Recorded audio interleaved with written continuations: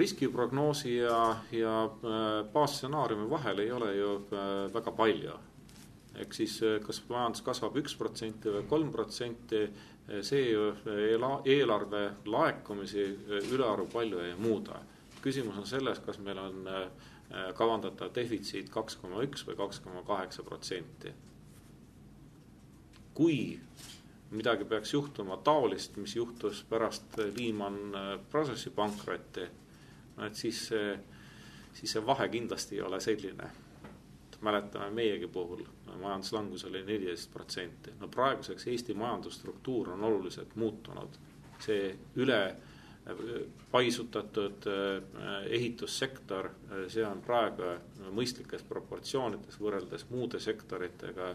Meie majandus on eksportiv majandus ja seetõttu, kui ka peaks korduma Lehman Brothers, siis Eestile mõjud ei saa olla enam nii suured, nagu nad olid aastal 2009.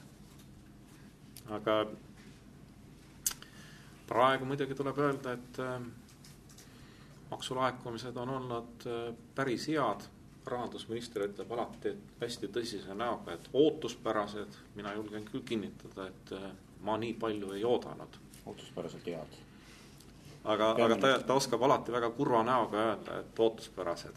Tegelikult vaadata protsendina, et palju varasematel aastatel 10 kuuga on laekunud, siis jah, võrdlusena võib öelda, et nii head aastat pole veel olnud.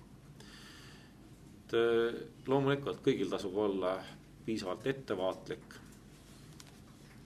Hirm ei ole hea kaaslane, aga natuke karta tohib ikkagi. Ja seetõttu oma kulutusi tuleb ikkagi vastavalt oma tuludele sättida.